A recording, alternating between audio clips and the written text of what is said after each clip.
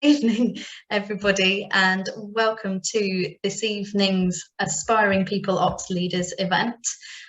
For those of you who don't know me, my name is Abby. I work with Barry Cranford, who is the CEO of RecWorks, and this is a RecWorks run event. So RecWorks, we are a tech recruitment company with a massive difference. So as a company, we believe that recruitment really can be a force for good in the industry beyond just placing people in jobs. We have a particular focus on learning, mentoring, and personal development. If people want to learn and others want to teach or share their knowledge, we are happy to connect you through our communities and events. We see this as giving back to those we've worked with in the past, but also paying it forward to those we hope to work with in the future. We currently run between 15 and 17 different communities, and they are all entirely free. One that I'd particularly like to highlight is our Meet a Mentor community. In January of this year, we made our 4,000th introduction through that community, so we're really excited to see where that's going to go next. As I've already said, we love to give opportunities for people to connect, and this event is part of that. If you would like to know more about any of our communities, please do get in touch with myself or Barry or Helen Lewis if you know her, and we can obviously take it from there. And with no further ado, I am really excited to hand over to Leah, who is hosting this evening's event for you, and she will introduce everybody else who's here as well. Over to you. Yes, all right, fantastic. I have been made host, so all seems to work.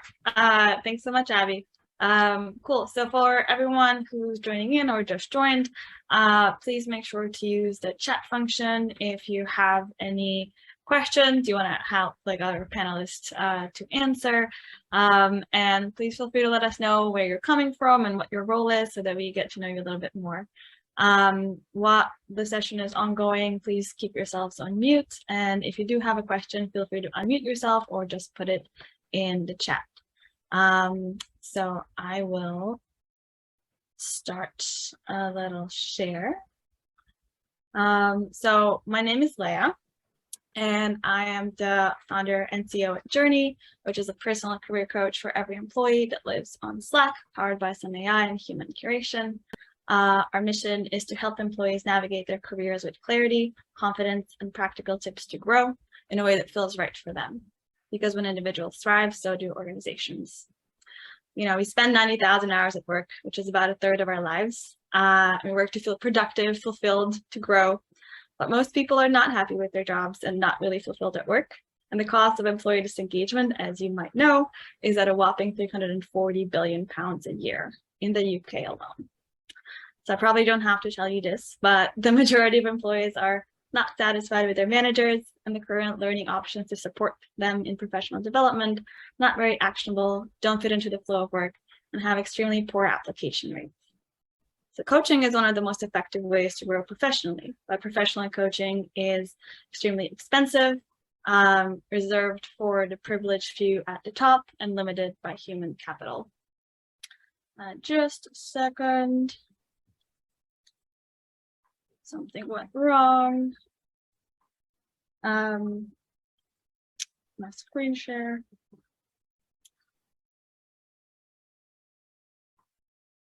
Anyways, continuing. So companies provide coaching to employees at the top in the hopes that the learnings will trickle down to all levels. That's not really what ends up happening. So instead of going top down, we're going bottom up. Because wouldn't it be great if everyone could get a personal coach at the start, not at the end of their career?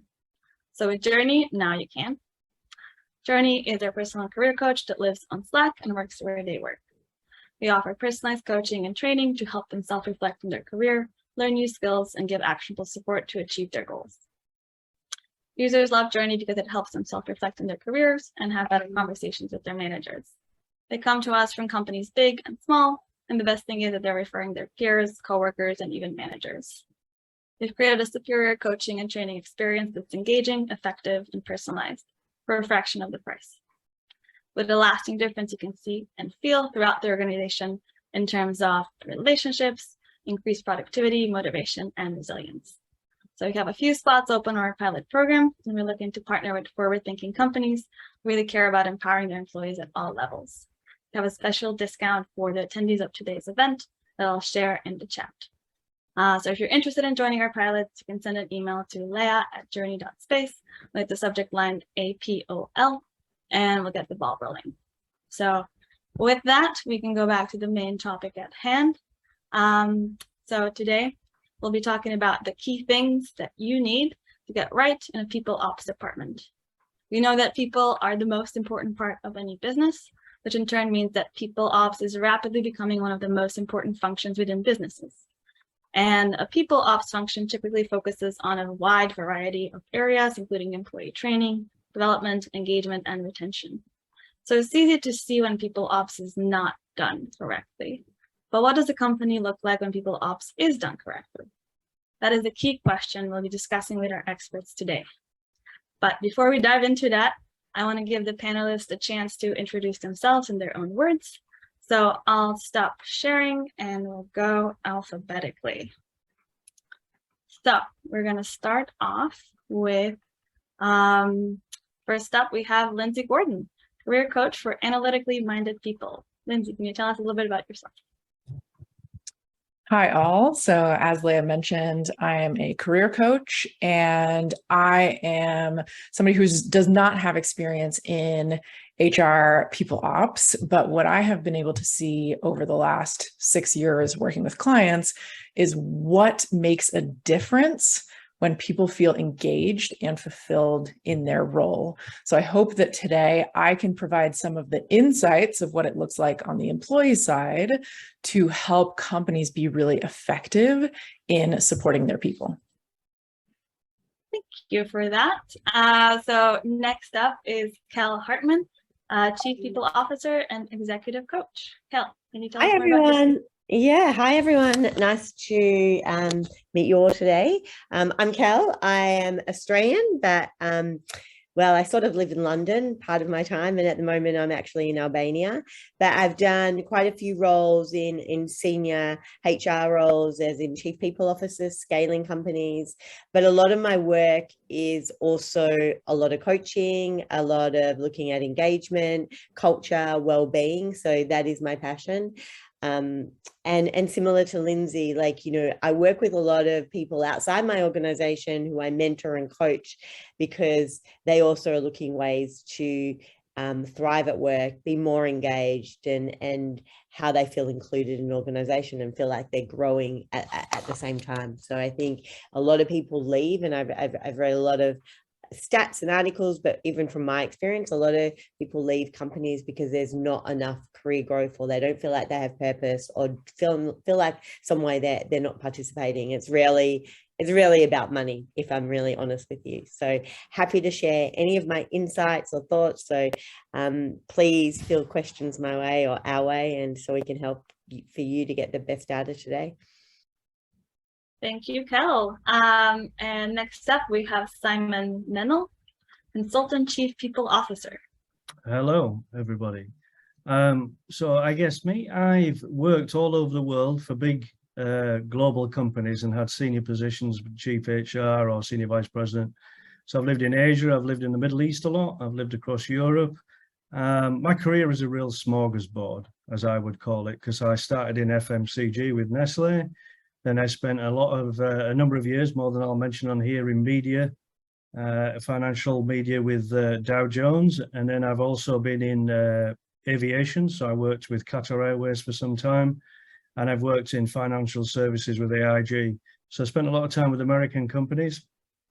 So I can share some of those stories about having to take Americanisms and make them into a global offering for various companies. But glad to be here. I've also done a lot on transformation. So I've gone into big organizations and transformed their whole HR operation and modernized it both technically and through people. Nice. Thank you, Simon. And last but certainly not least, we have Isoke and Okusami, Chief People Officer. Hi, good evening, everyone. I spent the last, I think, 23 years working. I actually didn't start my career in HR. And every HR expert, forgive me, but I believe that the best HR people are actually people who don't start their careers in HR. I started my careers in banking, banking operations, and sort of migrated to HR at some point. I spent the last 9 years or so in HR doing different things, being chief people officer, CHRO. So I'm hoping to help bring my own experience into the conversation, and I'm also hoping to learn a little from what my fellow panelists have to say about some of the issues that we're able to discuss today. Definitely. All right. Well, thanks so much, everyone, for the wonderful introductions. So let's get started with some basic questions to open things up. So, Kel, maybe for you, what is, in your opinion, the main role or responsibility of the People Ops department? For sure. So I see, I think the most important thing is to be an enabler of the business to grow. So I don't see HR as, a separate function. They're just immersed in the business. So to be true business partners, and there's very many elements, I think you spoke about it, of the People Ops team. So I think it's really important to understand your business, to be commercial. So if you are in HR or a People Ops team, to know everything about the business, I think that is really key to understanding. So, if you're hiring, if you're growing, if you're developing, whatever you're doing, if you're looking at a reward strategy, you've got to understand what the business is, the clients, the people, and what our people are doing. So really enabling the business to grow, scale, engage, in all aspects of hiring, employee development, well-being, inclusivity, and diversity. Like, these are all part of the business strategy. So I don't think there should be a HR strategy. I think that whole people strategy is part of that business strategy. So definitely an enabler in many facets and many functions, but really partnering with the business. Got it. So permeating all areas of the business, really.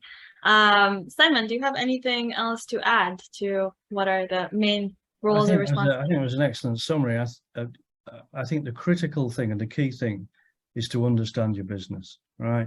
So if you think you've done something in the past in a different type of business that I just explained, I've worked in many different types of businesses, right?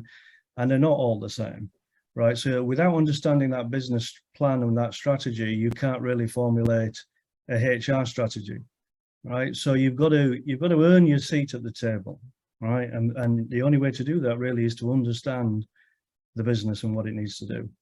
And then you can plan your recruitment with the business, and you can plan the training and all the other wonderful things that come along with HR.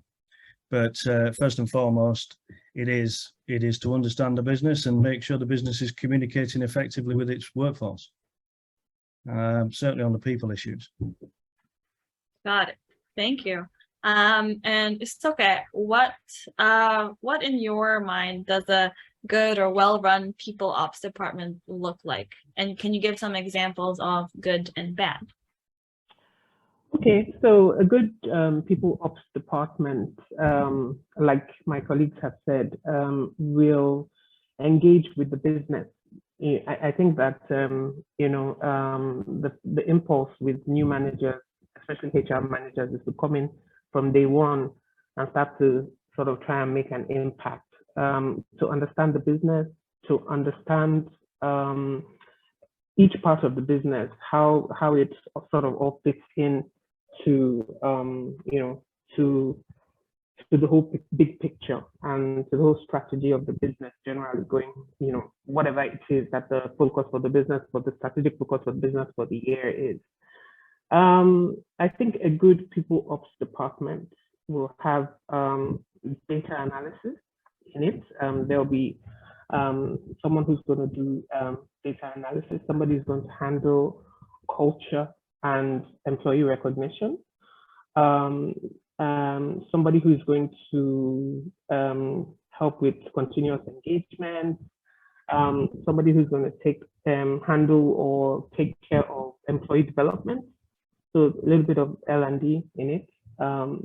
because, the people operations team really is responsible for spearheading employee learning and development. So either someone who's going to multitask. Now, as someone mentioned, it's different for different companies, and you don't always have the ability to go in there and hire 10 different people to do, each of these things. So you can have one particular staff multitasking and doing each of those things, especially in the startup, which is where my own experience comes from largely, where you have one staff who's doing employee development, who's doing recruitment, and as the business grows, those things are sort of expanded and can be separated, if you know what I mean. There will also be someone who's handling, the technological aspects of HR, change management, transformation. I believe it's important to keep an eye on how technology is changing our world, and sort of ensure that best practice is being applied to even the HR department. Got it. Awesome. Thank you. And kind of picking up on that, like learning and development, professional growth, and culture. I'm curious, Lindsay, from your perspective, what would you say, like from an employee's perspective, what would you say that a good run people ops department looks like? And can you give us an example of good and bad? Sure. So I think learning and growth is important to the employee, and it's kind of helping them see a path that they are excited about. And I think one of the biggest reasons that people leave a role, in my experience, is that the employee doesn't actually know what they want. And so you may have built awesome growth paths or great internal mobility, and then if you share that with the employee and they have no idea what they want, it's going to be really hard for you to retain people and get them into the right place. So I think also helping an employee understand, what is it that I want? What is the contribution I want to make? What are the strengths that I want to use? Helping facilitate that conversation to then hook into the awesome internal mobility programs that you have created to try to get people into the right spot. So I think that can be really helpful to try to facilitate that conversation. Got it. If I can just add a couple of things there. I think, you've got the employee side, and then you've got the business side, right? So I think from a business side, it must be cost effective, right? You've got to be lean, and from an employee point of view, you've got to be responsive, right? So I think technology certainly has moved a lot so people can get a lot of self-service, right? So they can get quick answers by using self-service, and they can get training and development by using an app or whatever it may be. But the critical thing with that is, of course, it has to be aligned to some succession planning or whatever may be operating in the business, because, people can't just tap into whatever training they feel like. It needs to be aligned to development and a program. And transparent. I think, make sure that the HR is not seen as some sort of secret function up in the clouds and doing the business bidding. Ultimately, HR is there to ensure that the business makes a profit, but it's also there to mitigate risk, and mitigate risk is by developing people, formulating that succession planning, and making sure that there's no gaps in the business. So maybe staying on this track of business impact, Simon, what kind of an impact will a business feel if the people ops department gets its job right? Like, what is a tangible difference? Well, yeah, I mean, it depends. There's many things, right, that you can get right. I mean, one thing is that I've just said there about succession planning. If you work with a business and you get succession planning right, there's less risk. Right, there's less risk of people leaving, but that needs to be aligned to reward. The beautiful thing about HR is that it covers many different skill sets, right? It's not just, I'm a developer or whatever I may be. You can move across multiple functions, but all these things need to be aligned, right? So succession planning needs to be aligned to a development plan, needs to be aligned to reward, etc. And if all those things are aligned, it gets very clunky. And if you don't have the transparency that I mentioned earlier, then people will leave an organization because A, they don't think they're getting developed, or they don't think They've got some opportunity to progress in the business, but they also maybe feel that friends and family are getting promotions and not necessarily based on merit. Fair enough, yeah. And now maybe Kel, let's assume, assuming that every business is different, which it is, what do you think are the best ways to kind of find the biggest problems that need to be solved first? Sure. So as soon as I go into any organization, and it doesn't matter the size, and I've worked in massive companies and small, I will get out there to as many people as I can. Like, also because I want them to feel comfortable coming to any executive, so there's one, like, really active listening and following up. Like, if there are real issues, like, let people know, like, you're investigating it, you're going to address it, actually you've come to a conclusion, you can't act on it. So I think, one of the big things is, the transparency, as Simon says, like, you've got to be transparent. Like, if you can't do something, tell people. And I think that is where people think there's a black hole or they don't trust. Confidentiality too. Like, I've made a mistake early in my career where people tell me stuff and they want that stuff. They don't want any action, so now I ask them, do you want action? Do you want to just listen? And, I made that mistake early on where I would take action trying to help, but they were really annoyed because then they were worried they were going to lose their job or things like that. And I think I wanted to pick up on something also. So get out there, speak to as many people you can, listen. And I think one of the worst things that HR or people teams do is throw out initiatives that people don't even want or they don't understand. So make sure that you're coming up with initiatives to address certain things or what our people want. So a lot of the initiatives I do, whether it's reward or recognition, even reward, career development, like for career development, I get the engineers in, when I was doing one with engineers, I'll get them in to help create that program. I'm not going to create it. I'm a facilitator. And I think that is where you can be more successful. And I've seen HR do it so wrong, where they don't, it goes back to understanding your business, where get out in the business and create, like, our wellness. I've created a whole lot of wellness initiatives. I'm not a parent myself, but when I was at Chipper Cash, a lot of the people, especially based in Kenya, Nigeria, Ghana, told me that they're having troubles and difficulties with balancing parenting. So even though I'm not a parent, I developed a parenting program, and one of the sponsors was a parent, not me. I just helped enable it. Then we had a men's mental health where they told me, Kelly, people in, Kenya or Ghana, and Isake can probably vouch for this or confirm or not. They said they're not going to talk about their mental health, and they all did.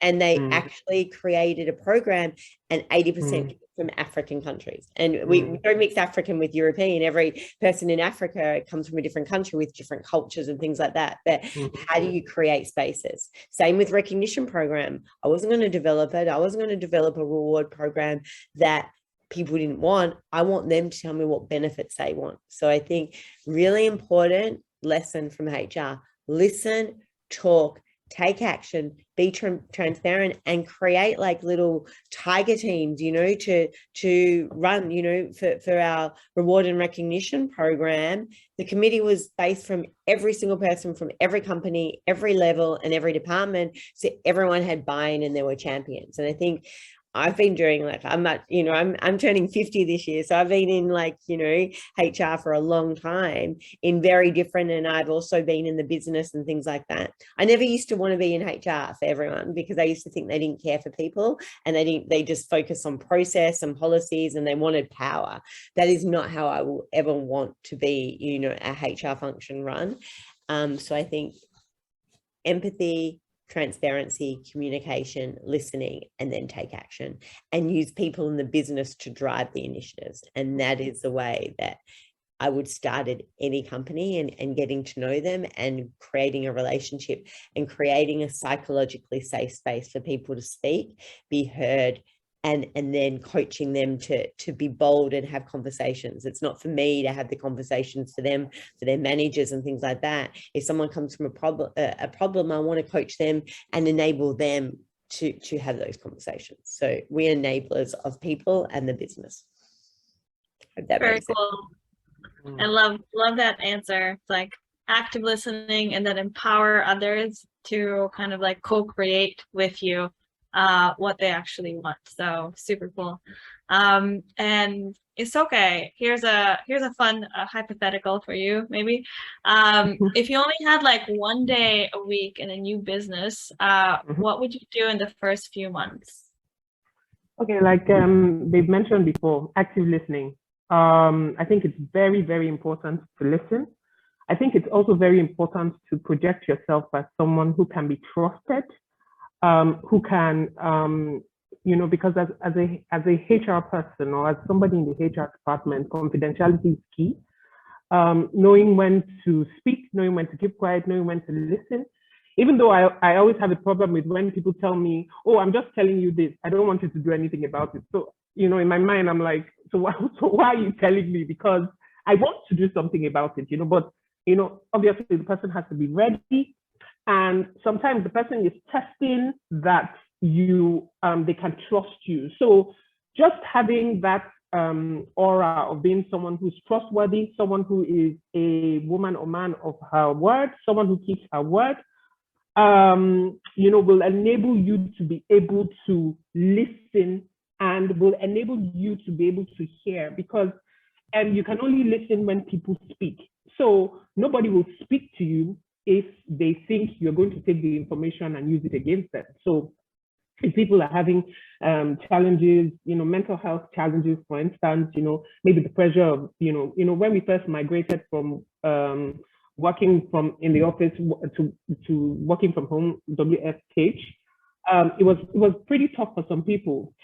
I, for one, I prefer working in the office because, for me, home has certain symbolisms that just, does not aid it. So the transition was difficult for, a few people, and just, being able to talk to your HR manager and say to them that, this is a challenge for me. How do you think I can do this better? And having that confidence that she or he will be able to help you. So you need to be somebody who's trustworthy so that you can have information, so that they can speak to you. So you need to listen. You need to also dig deeper, because sometimes it's the quieter voice that is actually the voice that you need to really pay attention to. Sometimes it's not the loudest, it's not the people who speak the loudest or who speak the most. It's the silent staff, the ones who don't really say anything, don't want to engage. You need to cultivate a relationship with them and draw them out. So I think that for the first, if I had 1 day in an organization, it's going to be active listening. It's going to be building trust, because in our society here, or at least some of the particular problems we have here in Nigeria, is that nobody trusts HR, and everybody feels that HR is a tool in the, tool in management, retinue of tools to be able to achieve layoffs and salary reductions, So to be able to move away from that, for HR to become sort of a real business partner, partnering with you, they need to understand your problem. So, that building trust is really, really key. And I keep going back to it. So I would spend my time building trust. I would spend my time listening. I would spend my time getting involved in the daily activities of the people. I would spend my time fixing the low-hanging fruits, because they're always low-hanging fruits. So for instance, if you go into an organization, you can quickly tell that there are communication issues. So maybe a supervisor isn't communicating with a team member, or a team member doesn't know how to communicate with the supervisor, or a team member needs more sort of communications, because we have a lot of supervisors who have sort of stumbled into being supervisors, who haven't really been equipped or trained formally trained how to be a manager, how to manage people, how to manage down, how to manage up. You've just risen and you just find yourself in charge of 10 people, and perhaps you don't have the skills to be able to do that. Is going to impact your team. And if you're not open to recognizing that you have a deficiency, it's going to be a problem. So those things are they're easy to spot. And so those are the things that I would sort of try to fix in those days. Because if you listen, if you tell them nuances, if you engage, you will hear things, but you have to learn how to separate the noise from the actual problems that the different teams have. So that's what I would do. Nice, thank you. And Simon, do you have anything to add to that from your perspective? I think, you know, it depends on the size of the organization, right? What you might do in that one day. You know, if I think of one of the organizations I worked in, there was 50,000 employees and I had a team of 560 plus, right? So I think a lot of the things that were mentioned there, I definitely would agree with. I think, firstly, I would definitely try to understand the business, get around all the leadership, maybe do some roundtables, and then with my team, get them together, discuss some of the hot issues, some of the things that need to be dealt with, and try and create a plan. I imagine at some point you're going to transition from one day to full time, right? So in the short term, look at what the burning issues are, and then try and give the team some direction during that one day that I'm there, that they could continue the 4 days that I'm off playing golf or whatever I might be doing until I go full time. But definitely try and address the low-hanging fruit, or whatever you want to call it, the hot issues that need to, those fires that need to be put out. And then you can focus on the nicer things and the longer term things that would be, you know, the training and development programs, the reward programs, etc., etc. Gotcha. And how would you say, like, since you've worked at very big businesses and I think also smaller ones, like how does your role change based on the size of the business? Yeah, I think in a much smaller business, you're much more hands-on. Right, so I've done a number of consultancy roles where I've gone in as maybe been myself or a couple of people in the function that you need to really get in there and roll your sleeves up. I think that's the difference. Whereas if you're in a much bigger role, you're never going to get round and see 50,000 employees and listen to all their gripes and all the things that they think we do well. It's about sort of just targeting. So you will do some select groups, but it's very different. In a smaller company, it's very much roll your sleeves up while you're trying to look at the strategy as well. Whereas in a bigger organization, you've mainly got a little bit more luxury that you can work on that strategy and not necessarily be filling in forms. Nice. I think we lost Isoke, potentially because of poor internet, but hopefully she'll be back soon. But for now, curious to hear from both Kel and Simon on what are some like examples that you can give us of changes you've made or that you've seen that made a big impact on the business. Like, can you walk us through an example? I can go first. So I can just give you a recent example at Chippercash. So Chippercash is based across the world, in America, Europe, and in Africa. And they didn't really have much in terms of wellness. So first of all, they didn't have any equity for their employees. So that was a really big one for me, because I feel like if, you know, your purpose is to create financial wealth in Africa, then I would like to see every employee benefit from that. But there was a mindset, not that they didn't want to do it, but they thought that it just wouldn't work in some places in the world because of tax reasons. And so my reason the first week I came into the role was that I understand that, but the thing is that we're going to have tax differences all over the world. So when you're working for a global company, someone in Singapore is going to get more than me as an executive at a junior level if the company goes public, which we did at Flywire. And then we had millionaires in Spain and Singapore probably making a lot more than me because my tax brackets are higher. And so when they understood that, they understood that, okay, Cal, like, you have a really great point. And we created and partnered with an external consultant to build an equity program for everyone. But that means everyone's understanding of equity was very different. So for example, in America, everyone sort of knows what options are in equity, especially if they've worked in startups, same as the UK. But in Nigeria and Kenya and Uganda and Rwanda, they'd never heard of it. They didn't really know how it worked.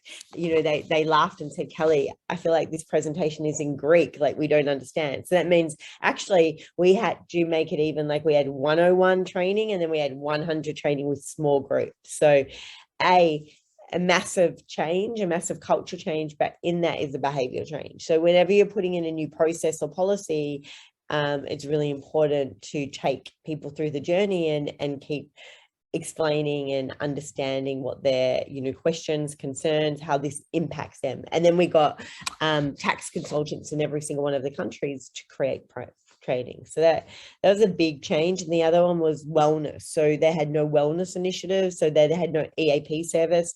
If people don't know what EAP is, that's an employee assistance program. I brought in in-house psychologists that dealt with every spectrum from financial to family. But as Simon says, it's not a company of 20,000 people, because that would be a lot of money. We have like 200 people. And so if people are using our services, it's still expensive, but very different. So created a cheaper care policy. So giving people time off. So really trying to reduce the stigma of mental health and talking about it. I spoke briefly about a men's mental health program, a parenting program. We also created chipper leave. So anyone that had time off because they had a pet die, they had someone in their family sick, they needed to attend to something that was affecting their mental health in any way, they could take up to 2 weeks doing that. And we put a whole comprehensive program together for people. But again, we listened to what people needed and then we addressed that.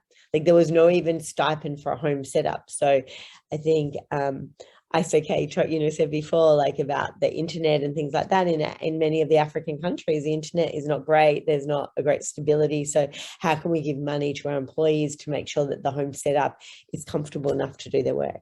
And, when I did this at Flywire too, like the stats show that there were people maybe potentially, in both companies that were going to leave or didn't know how to balance both and felt that, their mental health was affecting. But when you provide support and understanding and leave and psychologists to deal with that, they're able to focus on their external stuff and internals, and what's happening at work. And I think COVID has shown us that you can't separate yourself and work. You are holistically who you are. Like if I'm having a breakup with a boyfriend or someone in my family dies or someone is really sick and I'm tendering it, I can try to tune off for work, but I'm not really tuning off. I just suppress it. So how do we create ways and initiatives and programs to support people for wherever and whatever they're experiencing in life? Got it. And how about you, Simon? I'll repeat the question. So what are some biggest examples of change? I did a LTI program that was just mentioned there globally, and there are obviously some issues with tax along those. I worked for a private equity company there, and they wanted to give, we were going to do an event within 3 years, and which basically means IPO or to sell on to another private equity company, and that was about locking in the 40 people. But the CEO was very keen on making sure that everybody was part of that journey, and we couldn't give everybody stock, right? So we created what's called a Phantom LTI program, which basically is not diluting your stock, but is mirroring what happens with that. And every year somebody needs to calculate and actually calculates on how big the enterprise has grown, and everybody was part of that journey. And then for the more junior people across the organization, we created a deferred bonus plan. So it was an enhanced bonus plan. So most people already had a bonus plan, but there was an additional 20% that went into a pot, and those people that performed could get 25-30% additional in their pot. And then that was deferred until the event happened, and those that had remained within the organization would get that additional pot when they left. Other things that I've done, which have been quite good, is looking at training and development. So one organization I went into, in speaking with everybody and finding out what had gone on, there was certainly within the workforce, they felt that there was no transparency and no consistency in the way that managers were operating. So that was basically to take managers, 260 managers, through a global training program. And what we found then, as we monitored that over the next couple of years, and they'd taken them through how to deal with, disciplinaries, how to deal with good and bad performing employees, and how to reward, etc., and do proper performance management. We found that there was a significant reduction in the number of claims that people were filing against managers, etc. And also we had to move out some managers that weren't necessarily what we wanted in the company, for want of a better description. Got it. Well, thanks for that. And I think Isoke, you just joined us back again. So you mentioned a little bit about, not loving working from home because home symbolizes certain things for you. So I'm really curious to hear from you on now with more and more employees working remotely or on a hybrid basis, what challenges does this present for engagement and retention?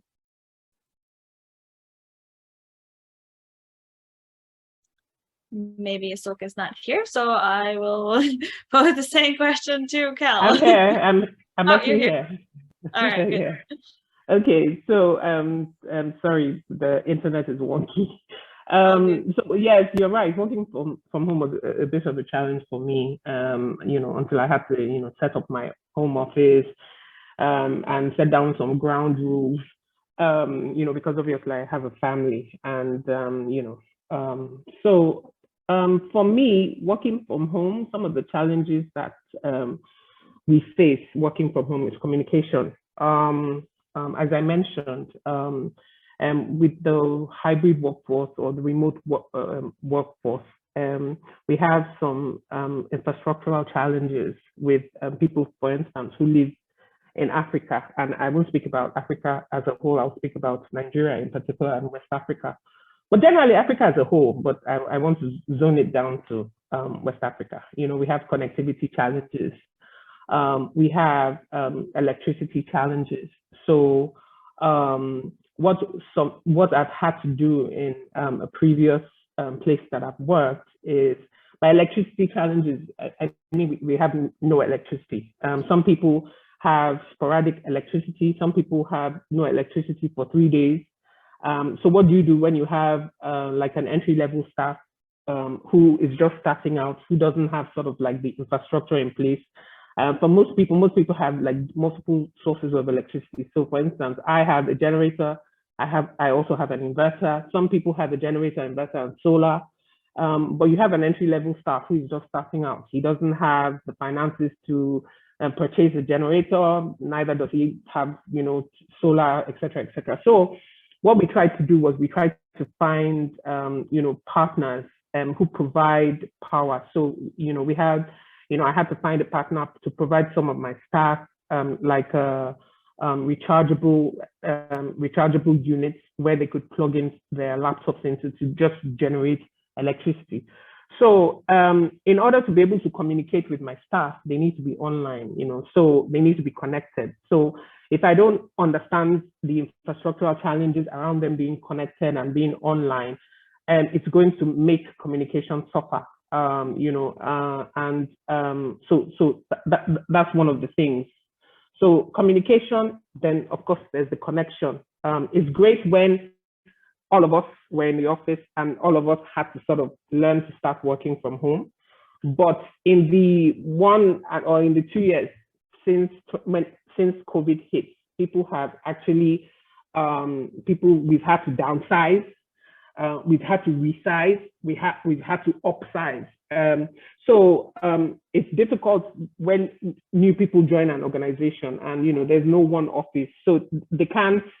Culture is almost intangible. Sort of, there's some intangible aspects of the culture that people catch. So they're not able to, feel that connection that we who have worked together sort of in a particular office feel, or people who have been brought in. So there's the problem of connection, and what connection does is that sometimes it makes the office seem like there's a dominant class, people who feel like they're central to the organization because they're very connected. And then there's the underclass, people who are just sort of like, joining the organization and are sort of lost. They know I'm in Nigeria, I'm in London, or somebody's in Fresno, but they don't know who she is. And, connecting online is almost the same, but it's not the same as connecting in person. So those are some of the challenges. Connection as well.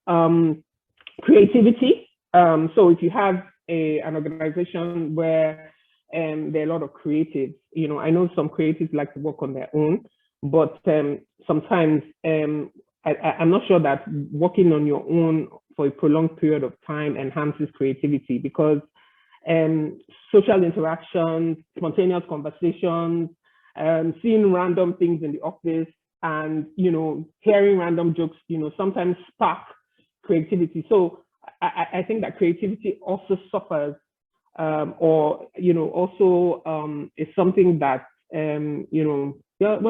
suffers when with this whole remote working thing. So culture, of course, because if employees never really come to the office or spend time together, how can a cultural feeling be maintained? How do you maintain the culture? So it's a lot of work for the people in the people ops team or the HR team or the people team, to be able to ensure that the culture is represented, and the culture sort of lives on, and the culture is maintained, because you're employing new people who are bringing their own cultures to it, so they have to be sort of weaned off of that. So it's important to ensure that the culture is actually strong. So culture is one of those things. So those are some of the things that I think just immediately are things to look at, or things that suffer, or things that need to really, really be managed correctly in order to be able to enjoy this hybrid work life that we find ourselves in. Got it. Thank you. Yeah, not something I've thought about in terms of the connectivity issues of like the actual infrastructure that you have. So that's going to be like a super difficult challenge for sure. And I'm curious to hear from you, Lindsay, as a career coach. What types of challenges did you hear, or are you still hearing from your clients around this hybrid remote work? I think one of the biggest challenges is that there are people who prefer it and really thrive in that environment, and there are people who really miss the workplace and thrive in that environment. So I think it's a real challenge to figure out, how do you support both sides of that, the people who want to be there and feel that camaraderie and energy and creativity in person, but then also there's a lot of accessibility that it affords for folks with chronic illness or folks with disabilities that may actually be better served by working from home. I think there's also some flexibility that a lot of my clients talk about. So if you have a family, if you have young children, if you are looking after family members, it can be so much easier for you to do that if you don't have a big commute. So I think those are some of the aspects that I really hear about, but it feels like there are people who are like, oh, thank goodness, don't make me go back into the office. And there are other people who are really, really missing that and need the structure of the office.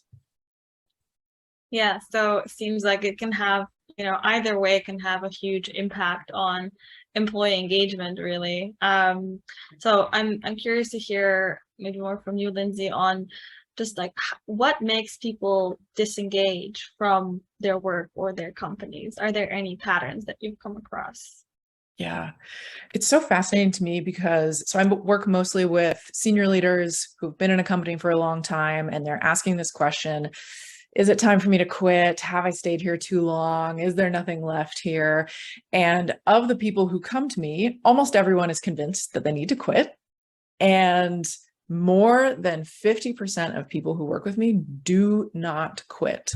And so I find that really interesting because I have no ability to give them perks. I have no ability to give them a promotion, but there are things that I can do with their mindset and with their understanding of their role that allow them to re-engage.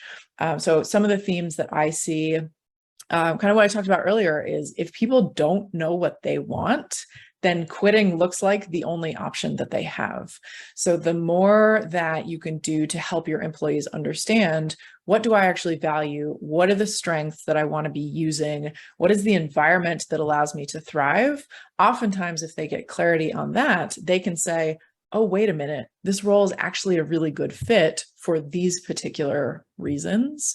One other thing that I'll mention is that there's so much pressure about what we should want to do in our work, what work should mean to us, whether it should be our entire purpose and passion and drive. And I think the more that we can talk about the pressures that people feel, people realize that they actually get to choose what's right for them, separate from these pressures. So some of the ones that I hear most often are, I should be further in my head. I should be further ahead in my career. Everybody else has it figured out. My job has to be saving the world. And when we put all of these expectations and pressures on our job, then people are like, oh, it's not this, I need something that meets all these things, but actually it's just a lot of pressure. So if we can remove some of that, people get to re-engage with their job and say, like, it's okay if it's not everything to me, but I feel really good about how I'm contributing. It's providing me financial stability. So I think those are two of the biggest themes that I see. Got it. Thank you. And now we're like in the tail end of the discussion. So if anyone has any questions, please put them down. But I thought we could talk a little bit about career development for any of our listeners who might just be starting a new role, for more experienced senior professionals. So if one of our listeners is just starting a new role, or they've begun a new role recently, what kind of advice do you have for them as a maybe like sole people ops person or one of the few people ops people on the team? What kind of advice would you have? I would say try as many things as you can. Like, I don't think also you need to be in a traditional HR career. Like, I've never studied HR. I don't think a lot of people go, Cal, shall I study HR like to get on in my career? And I say no. Like, you don't need to study that. I don't believe. I mean, someone on the panel may have a different view on that, but I've done pretty well, and I've gone in and out. I've been in the business too to get business experience and project management and different things. So I think, I think Simon said that there's many different facets of the people, HR. So find out what you like. I tried everything before I went back to generalist, and I did a lot of learning and development and talent. I even did headhunting, for a headhunting firm. And I love recruitment. It's still part of the role. And then, I'm an org psychologist. So I've got a psychology degree, and I did an executive coaching because I believe that coaching is the way to, within every part, as you said, I think everyone should be coached. Everyone should do coaching. We should develop coaches, leaders. I hate the word managers. I know you've got to manage your day to day, but you're leading and you're coaching people, you're empowering them. And so for any of those early in your career, like, try different things and find out what floats your boat and what you love and what you want to do. And you can go to that and then you can change again. And I've done that. Like, I've gone in, even as an executive, I took 1.5 years just doing pure wellness, during COVID and things like that. And I loved it like that. And that's where I keep falling back into. And now I just incorporate it into the CPO role, because I think that's part of it. So yeah, like, don't give up, keep trying and try different things and make mistakes and explore and get mentorship and coaching and career advice as well. Like, I think that's important. And yeah. Awesome. Thank you. How about you, Simon? Yeah, I mean, I started my career in logistics. I didn't start in HR. I sort of fell into HR. It wasn't planned. But I'm glad I did, because I've had a pretty good career. But I agree with everything that was said there. Try as many things as you can, right? Because nobody really thinks I'm going to go off and do, well, some people might, but I certainly never thought I'm going to be, in 40 years' time, I'm going to be a HR leader. I never thought that. So try different things. And first and foremost, if you're not enjoying it and you don't like it, change. I know we've all got financial things that we need to make sure we pay our mortgages and various other things, but never stay in a job that you're unhappy. Life's too short, right? So try as many things as you can, because if you're doing some job that you're unhappy with, that's going to impact on your personal life with everybody around you, right? So don't be afraid to change lanes. Don't be afraid to try something different. And, if you want to become a reward specialist, that's fine. If you want to become an astronaut, that's great too as well. Fair enough. And it's okay. How about you? Same thing everyone said. Try as many things as possible. Now, the challenge with trying as many things as possible is that you may not be able to do it in the same organization, because not every organization is open to you being the recruitment lead for 6 months or 1 year, and you saying, oh, you want to do employee engagement and culture. Sometimes the organizations don't allow us to, to try other things. Sometimes we're stuck, but people should be adventurous. Your career is about you. It's your life. It's your own. So if an organization is not serving your purpose, I mean, it's great that you're a great recruiter, for instance. It's great that you're great at recruitment. It's great that you're great at learning and development. And I know that I think in the future of work, there are going to be a lot of specialists rather than the emphasis is on the specialist roles rather than the generalist role. But how do you know what you're good at if you haven't tried everything? When I first went into HR, like I said, I didn't start in HR. I went into a consulting firm, and a consulting firm allowed me to do OD. It allowed me to do recruitment. It allowed me to do HR outsourcing. It allowed me to do a little bit of everything. And I thought it was a fantastic way to sort of get into HR and get my hands, busy and dirty in every single thing that was happening. I know not everybody has that opportunity, but if an organization is not serving your career needs, and like Simon mentioned, I know there are financial implications of all of these decisions, and it's easy for me to say, but I think you need to try. I think before you decide, for instance, you want to be a specialist diversity and inclusion person, I think you need to try every other thing in here, every other aspect of HR. So move. You're not a tree. Move. If the organization is not serving your purpose, it's not giving you exposure to the other departments or other aspects of HR that you are very interested in, move. So that's my own advice. One other thing I would just say is, don't be afraid to ask for help, right? If you're in a small organization and you're there on your own, nobody expects you to know everything, right? So ask for help, or be confident that you say, I don't know how to do that, but I'll come back to you. That's very, very good advice. I love that everyone on the panel kind of came into HR not planning to be in HR. Such a cool coincidence. But yeah, I think that wraps things up. Thank you so much to our wonderful panel. It's been a pleasure learning from you. And I'm sure that the audience took, a great deal of lessons from this. And yeah, thanks so much, everyone, for attending. And have a great rest of your evening if you're in the UK, Europe area, and have a great rest of your day if you're anywhere else. Thanks. Thank you. Bye. Thank you. Bye. Bye. Thank